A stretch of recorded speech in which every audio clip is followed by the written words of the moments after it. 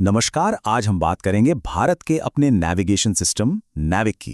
देखिए, ये सिर्फ एक टेक्नोलॉजी की कहानी नहीं है। ये कहानी है भारत की आत्मनिर्भरता की और ग्लोबल स्टेज पर अपनी एक मजबूत जगह बनाने की। तो सबसे पहला और सबसे जरूरी सवाल यही उठता है कि जब दुनिया में जीपीएस जैसे सिस्टम पहले से ही मौजूद हैं, तो फिर किसी भी देश को अपना खुद का सिस्टम बनाने की जरूरत ही क्या है? इस सवाल का जवाब हमें मिलता है भारत के इतिहास के एक बहुत ही अहम मोड़ पर। साल था 1999, कारगिल युद्ध का दौर। उस मुश्किल वक्त में भारतीय सेना को सटीक लोकेशन डेटा के लिए अमेरिकी जीपीएस पर निर्भर रहना पड़ता था। लेकिन अमेरिका ने वो डेटा देने से साफ इनकार कर दिया। ये एक बहुत बड़ा झटका था, एक ऐसा एहसास जिसने ये साफ कर दिया कि सबसे ज़रूरी समय पर हम दूसरों पर निर्भर नहीं रह सकते। और बस यहीं से आत्मनिर्भरता का सफ़र शुरू हुआ। इसी एहसास ने एक रणनीतिक जरूरत को जन्म दिया।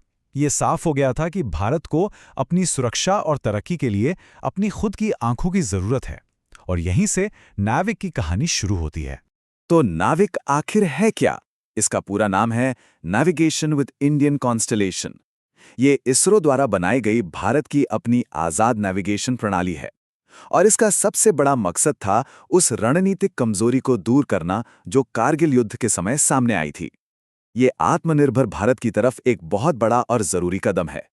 तो चलिए अब ये देखते हैं कि इस चुनौती का भारत ने शुरुआती जवाब कैसे दिया।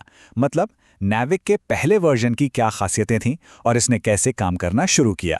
नैविक की पहुंच सिर्फ भारत तक ही सीमित नहीं है। नहीं, ये हमारी सीमाओं से 1500 किलोमीटर आगे तक एकदम सटीक जानकारी देता है। इसका मतलब ये हुआ कि ये पूरे भारतीय उपमहाद्वीप और हिंद महासागर के एक बड़े हिस्से को कवर करता है।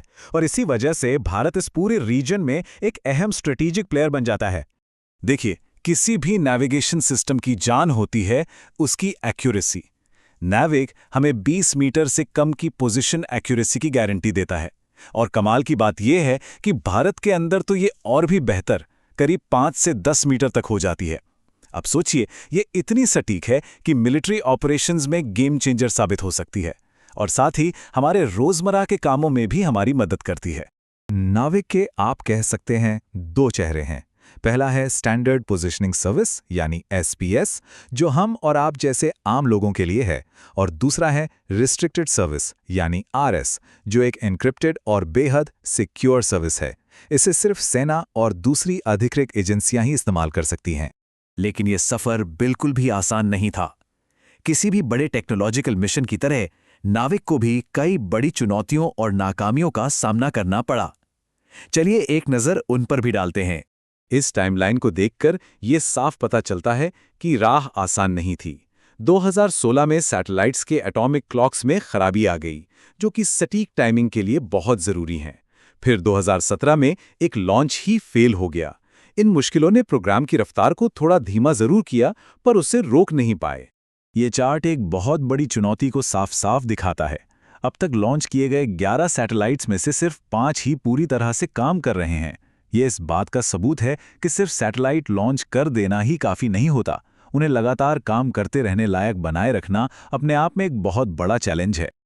लेकिन इन मुश्किलों ने इसरो को रोका नहीं, बल्कि उन्हें और भी बड़ा सोचने के लिए मजबूर कर दिया। इन चुनौतियों ने ये एकदम साफ कर दिया कि सिर्फ सिस्टम को किसी तरह बनाए रखना काफ़ी नहीं है, इसे अब अगले लेवल पर ले जाना ही होगा। और यहीं से कहानी नैविक 2.0 की तरफ मुड़ती है। ये सिर्फ एक अपग्रेड नहीं है, ये एक स्ट्रेटेजिक शिफ्ट है। एक ऐसा विजन जो नैविक को रीजनल से ग्लोबल स्टेज पर ले जाने का दम रखता है। ये एक लाइन असल में सब कुछ कह देती है। आदर्श बदलाव। इसका सीधा मतलब है कि भारत अब सिर्फ एक रीजनल प्लेयर बनकर नहीं रहना चाहता, बल्कि ग्लोबल स्टेज पर अपनी जगह बनाने के लिए पूरी तरह तैयार है। तो ये बदलाव आखिर दिखेगा कैसा? सबसे पहली बात, नैविक 2.0 रीजनल से ग्लोबल हो जाएगा। ये मीडियम अर्थ ऑर्बिट यानी एमईओ सैटेलाइट्स का इस्तेमाल करेगा, जो कवरेज और रिलायबिलिटी दोनों को बढ़ाएगा। ये सिर्फ रास्ता बताने तक ही सीमित नहीं रहेगा, बल्कि सर्विलेंस और मिलिट्री कमांड सिस्टम के साथ भी जुड़ेगा। और सबसे ज़रूरी बात, इसमें L1 बैंड को जोड़ा जाएगा, जिससे ये जीपीएस के साथ काम कर पाएगा और हमारे स्मार्टफोन्स में इसका इस्तेमाल बेहद आसान हो जाएगा। और लक्ष्य बिल्कुल साफ है। 2028 तक भारत का इरादा अमेरिका के जीपीएस, रूस के ग्लोनास, यूरोप के गैलीलियो और चीन के बेडू वाले एलीट क्लब में शामिल होना है। ये एक बहुत बड़ी महत्वाकांक्षा है जो भारत को स्पेस टेक्नोलॉजी के मैदान में एक ग्लोबल सुपर पावर के तौर पर स्थापित करेगी। अब सवाल ये उठता है कि इस इतने बड़े इन्वेस्टमेंट से देश को मिलेगा क्या?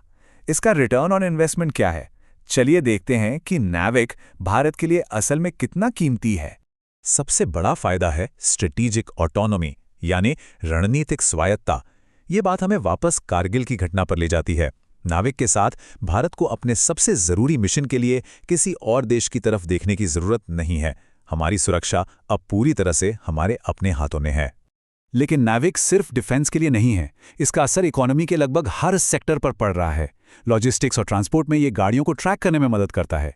डिजास्टर मैनेजमेंट में ये बचाव टीमों को सही जगह पहुंचाता है।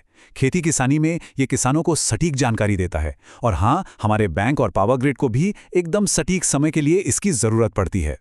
ये स्लाइड नाविक के दोहरे इस्तेमाल को बहुत अच्छे से दिखाती है।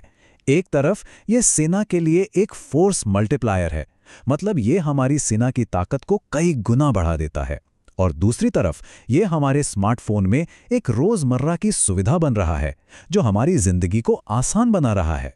जब क्वालकॉम और एप्पल जैसी दुनिया की बड़ी बड़ी कंपनियां अपनी डिवाइस में नाविक को शामिल करती हैं, तो ये इस टेक्नोलॉजी पर ग्लोबल भरोसे का एक बहुत बड़ा सबूत है। खासकर एप्पल के नए आईफोन 15 में इसका सपोर्ट मिलना एक बहुत बड़ी बात है, जो इसके कमर्शियल भविष्य को और भी ज़्यादा मजबूत बनाता है। तो जैसे जैसे नाविक ग्लोबल स्टेज पर आगे बढ़ रहा है और भारत अपनी टेक्नोलॉजिकल आज़ादी का प्रदर्शन कर रहा है, ये हमें एक बड़े सवाल के साथ छोड़ जाता है। इस रेस में अगला देश कौन होगा जो अपनी खुद की नेविगेशनल इंडिपेंडेंस का ऐलान करेगा? ये एक दिलचस्प सवाल है जिसके बारे में सोचना तो बनता है। बहुत बहुत शुक्रिया।